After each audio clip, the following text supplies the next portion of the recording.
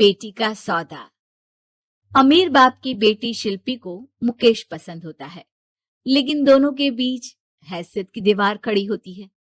और फिर कहीं नौकरी कर लो ना, क्या हमेशा ये लोहे की सलाखों के पीछे भागते रहते हो? कितनी मेहनत करते हो। शिल्पी, नौकरी से कुछ नहीं होगा। तुम लोगों की हैसियत तक पहुंचना है तो अपना ही बिजनेस करना पड़ेगा, वरना तुम्हारे पापा किसी और से तुम्हारी शादी करवा देंगे। अच्छा, ऐसे किससे करवा देंगे? मैं तो तुमसे ही शादी करूंगी। बोल दिया तो बोल दिया, बस। मुकेश उस बेचारी को समझाता भी तो क्या। दुनिया के रीति रिवाजों से काफी दूर थी शिल्पी। भले ही बड़े बाप की बेटी, लेकिन सादगी इतनी कि क्या कहना। बेटा शिल्पी, कल तुमको देखने लड़के वाले आने वाले हैं, तैयार रहना। मैंने तुम्हारी माँ को समझा दिया है। घर के सारे नौकर चाकर को वो समझा देगी कि स्वागत कैसे करना है। कैसी बात कर रहे हैं पापा? मैं तो मुकेश से प्यार करती हूँ, उसी से शादी करूंगी। मैंने आपको बताया था ना। मुकेश किसका बेटा है? वो स्टील किंग सिंघानिया का, या वो जो बड़े ज्वेलरी वाले हैं मेहता, उनका? नहीं नहीं पापा, अ, वो अपना ही काम करता है, लेकिन एस्टेब्लिश नहीं है अभी। पापा, वो आपके पास तब आएगा जब कुछ बन जाएगा। आप प्लीज थोड़ा सा वक्त दे दीजिए। पिता को शिल्पी की बात पर गुस्सा आ जाता है।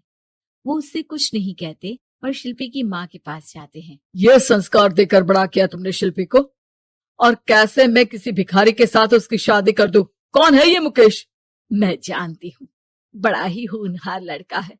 शिल्पी से बहुत प्यार करता है और शादी करना चाहता है। अरे ऐसे कैसे मैं किसी से भी अपनी बेटी की शादी कर दूं? कोई भी उठकर आए और कहे कि मैं शादी करना चाहता हूं तो मैं शादी कर दूं? कान खोल कर सुन लो, कल उसे अच्छे से तैयार कर देना, क्योंकि जो लड़का मैंने देखा है शिल्पी के लिए, वो करोड़पति घर का बेटा है, समझी? लाख मना करने पर भी शिल्पी को उस लड़के से मिलवाया जाता है जो उसके पिता ने उसके लिए देखा था। देखिए, मैं किसी और से प्यार करती हूँ और उसी से शादी करूंगी। ये तो बहुत अच्छी बात है कि तुम किसी और से प्यार करती हो, क्योंकि मैं भी किसी और से प्यार करता हूँ। लेकिन शादी तो हम दोनों को ही करनी होगी, जानती हो ना, ये बिजनेस और ये सारा कुछ। शिल्पी को समझ में नहीं आता कि वो क्या कह रहा है, लेकिन वो समझ जाती है कि वो लड़का भी किसी और से प्यार करता है। पिताजी, वो भी कह रहा था कि वो किसी और से प्यार करता है। हाँ तो करने दो ना, हमने तो नहीं रोका। तुम अपना देखो, शादी के लिए हाँ कर कर गया है वो। लेकिन क्यों? अरे वो और मैं दोनों ही एक दूसरे से प्यार नहीं करते, फिर शादी क्यों कर ले? पापा, एक बार सिर्फ मेरे कहने पर आप मुकेश से मिल ले।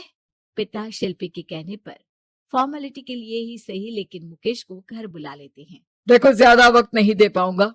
ये बताओ कि शादी के बाद कहाँ रखोगे उसे? 2 कमरे के मकान में? नहीं सर, मैंने 2 साल के बाद का सारा प्लान कर लिया है। मैंने आयरन इंडस्ट्री खड़ी करने के लिए पूरा ब्लूप्रिंट तैयार किया है। मेरी खुद की जगह है, दादाजी की। बस थोड़ा फंड का अरेंजमेंट हो जाता तो काम शुरू कर देता।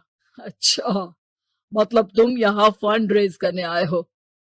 मुकेश समझ जाता है कि उसके पिता शिल्पी की शादी उससे कराने के मूड में नहीं है। फंड आप कभी दे भी नहीं पाएंगे मुझे तो सिर्फ शिल्पी चाहिए। मैं उसके बिना नहीं रह सकता सर। मैं उसे बहुत खुश रखूंगा। वो तो हर पति का धर्म होता है।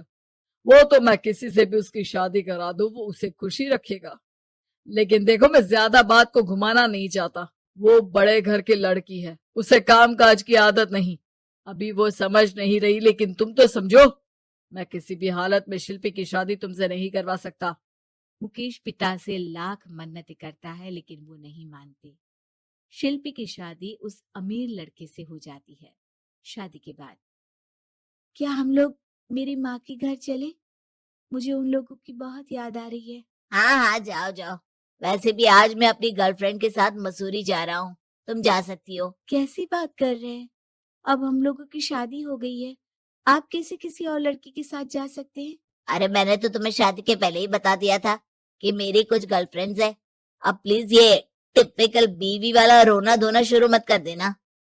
शिल्पी पिता के घर जाती है और माता पिता को सारी बात बता देती है। इतना गंदा इंसान निकलेगा, मैंने तो सोचा ही नहीं था।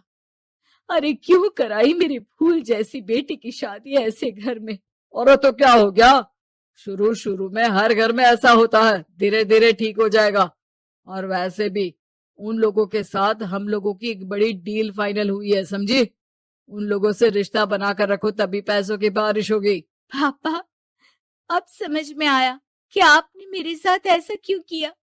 मुकेश आपके सामने गिड़गिड़ा कर गया कि वो मुझे बहुत खुश रखेगा, लेकिन आपने मेरी शादी एक ऐसे लड़के से करा दी जो किसी और लड़की से प्यार करता है और शादी सिर्फ समझौते के लिए कर रहा है। पापा, मैं जा रही हूँ, लेकिन इस घर में कभी पैर भी नहीं रखूंगी। आपने मुझे सामान की तरह इस्तेमाल किया। माँ शिल्पी को बहुत रोकती है, लेकिन वो एक नहीं सुनती। कुछ समय बाद, शिल्पी, मुझे नहीं लग रहा कि अब हम दोनों के बीच ये शादी और रह पाएगी। मैं किसी और से शादी करना चाहता हूँ। वैसे तुम परेशान मत हो ना, तुम्हारे पापा के साथ हम लोगों की डील जो चल रही है ना, वो नहीं रुकेगी, क्योंकि तुम बहुत अच्छी लड़की हो। ठीक है, मैं जा रही हूँ, तलाक के पेपर में साइन करके। लेकिन एक शर्त है, मैं कहाँ गई ये बात मेरे पिता तक नहीं पहुंचनी चाहिए। शिल्पी घर छोड़कर चली जाती है। वो एक नौकरी करती है और अपना जीवन खुद संभालती है। लेकिन एक दिन, शिल्पी जी, आपसे मालिक मिलना चाहते हैं। मुझसे क्यों? शिल्पी मालिक के कमरे में जाती है, जहां सामने मुकेश होता है। अरे आपको देखकर बहुत खुशी हुई, बहुत बड़े आदमी बन गए। थैंक्स, पर तुम्हें नौकरी करने की क्या जरूरत पड़ गई। मैंने तो सोचा भी नहीं था कि तुम मेरी शिल्पी होगी। तभी वहां शिल्पी के पिता आ जाते हैं। शिल्पी, तुम्हारे बारे में माँ से पता चला। घर चलो बेटा, मुझे माफ कर दो। मुकेश, मैं यहाँ अपनी कंपनी के काम के लिए आया हूँ। तुम्हारी कंपनी की डील अगर हमें नहीं मिली तो हम बर्बाद हो जाएंगे। वैसे अब तुम चाहो तो शिल्पी की शादी मैं तुमसे कराने को तैयार हूँ। बस करिए पापा, ये क्या सौदा लगा रखा है आपने। जिस कंपनी से आपकी डील हो, अपनी बेटी की शादी उसी के घर करा देते हैं। शिल्पी मुकेश से माफी मांगती है और वहां से जाने लगती है कि मुकेश उसे रोक लेता है। रुको शिल्पी, ये सब कुछ तुम्हारे लिए है।